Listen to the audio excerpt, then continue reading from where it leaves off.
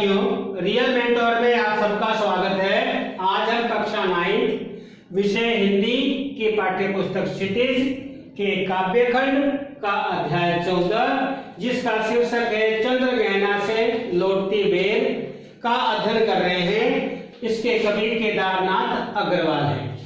इस वीडियो में इस पाठ के तीसरे संकेत का हम अध्ययन कर रहे हैं।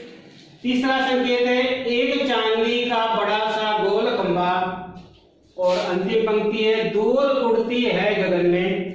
ये पद्यांश का संकेत दिया हुआ है, तीसरे पद्यांश का संकेत है। अब इसका हम भावार्थ करने जा रहे हैं। कभी गांव के पास पोखर यानी कि तालाब आदि प्राकृतिक दृश्यों एवं बगुला आदि पक्षियों को देखकर कहता है कि गांव के नीचे एक बड़ा तालाब है, उसके किनारे पर चांदी जैसा एक गोल खंबा है। अर्थात तालाब के पानी पर जब सूर्य की किरणें पड़ती है तो उसका प्रतिबिंब ऐसा दिखाई देता है जैसे उस तालाब में एक चांदी जैसा गोल खंबा है, जो देखने पर आंखों को चकाचौंध करता है। उस तालाब के किनारे कई पत्थर दीवार की तरह रखे हुए हैं। तालाब के किनारे जो है कई पत्थर जो है दीवार की तरह रखे हुए हैं, जो तालाब का पानी चुपचाप पी रहे हैं। कवि कहता है कि उनकी प्यास न जाने कब खत्म होगी। कहने का आशय यह है कि पत्थर की दीवार जल में डूबी हुई है, मानो वे लगातार पानी पी रहे हो। पत्थर की जो दीवार है वो जल में डूबी हुई है और ऐसा लगता है कि वो पत्थर चुपचाप कई वर्षों से उस तालाब के जल को पी रहे हो और उनकी प्यास अभी भी शांत नहीं हुई है। इसी कविता के अंदर एक दूसरा दृश्य भी है कि उस तालाब में एक बगुला अपनी टांग पानी में डुबोए चुपचाप खड़ा है। यानी बगुले का स्वभाव यह है कि वह जल के अंदर अपनी टांग डुबाए और अपनी ऐसा लगता है जैसे उसने अपनी आंखें बंद कर रखी हो, लेकिन वह एकाग्र चित्त होकर अपने शिकार पर नजर रखता है। लेकिन देखने वाले को ऐसा लगता है कि वह बगुला चुपचाप अपनी आंखें बंद कर गहरी नींद में सो रहा हो, ऐसा दिखाई देता है, किंतु ऐसा होता नहीं है। उस तालाब में एक बगुला अपनी टांग पानी में डुबाए चुपचाप खड़ा है।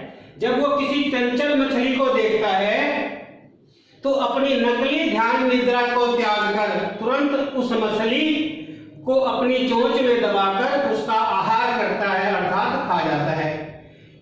इसमें ये बताया गया है कि बगुला जो है नकली ध्यान निद्रा को त्याग कर, यानी वह पानी के अंदर बिल्कुल अपना ध्यान लगाकर और आंखें बंद कर ऐसा लगता है वो आंखें बंद करके ध्यान योग कर रहा हो, किंतु उसका ध्यान उसके शिकार पे होता है और वो जैसे ही अपने शिकार को देखता है वो उसे अपनी चोंच में दबाकर अपना आहार भोजन बना लेता है।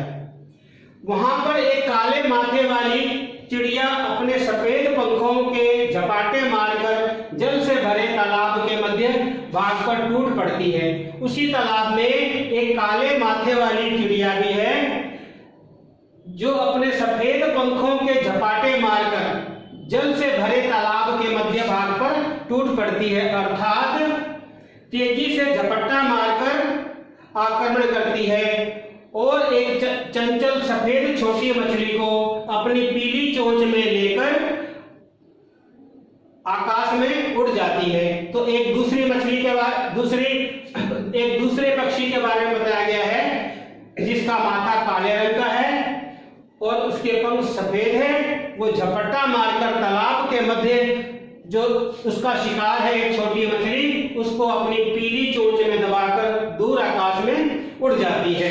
अर्थात गांव के तालाब पर शिकारी पक्षी अपने भोजन के लिए मछलियों को पकड़ते हैं। अब इसका पहला प्रश्न है, पोखर के चांदी का खंबा किसे कहा गया है? तो इसका उत्तर है पोखर यानी तालाब पर सूर्य एवं उसकी किरणों का ऐसा प्रतिबिंब पड़ रहा है जो कि दूर से चांदी का खंबा जैसा प्रतीत होता है, लगता है, दिखाई देता है। वह चांदी की तरह चमकीला और गोल भी दिखाई दे रहा है। दूसरा प्रश्न है प्यास जाने कब बुझेगी, कवि ने ऐसा क्यों कहा है। तो इसका उत्तर है तालाब के किनारे कई पत्थर दीवार की तरह रखे हुए हैं। यह पत्थर की दीवार जल में डूबी हुई है और इन्हें देखकर ऐसा लगता है कि ये पत्थर लगातार पानी पी रहे हैं परंतु उनकी प्यास नहीं बुझ रही है, इसलिए कवि ने ऐसा कहा है। प्यारे बच्चों, तीसरा प्रश्न है बगुला ध्यान निद्रा में जल में क्यों खड़ा है। तो इसका उत्तर है बगुला जल में ध्यान निद्रा में इसलिए खड़ा है ताकि मछलियां निर्भय होकर उसके पास आवें तथा वह उन्हें पकड़कर अपना भोजन बना सके। मछलियों को पकड़ने के लिए बगुला ध्यान निद्रा में जल में खड़ा है। चौथा प्रश्न है काले माथे की चिड़िया कहां से और किस प्रकार टूट पड़ती है। तो इसका उत्तर है काले माथे और सफेद पंखों वाली चिड़िया तेज गति से उड़ती आती है और तालाब के मध्य जल में छोटी मछलियों को अपनी पीली चोंच में दबाकर आकाश में उड़ जाती है। वह झपट्टा मार कर मछली पर टूट पड़ती है। धन्यवाद।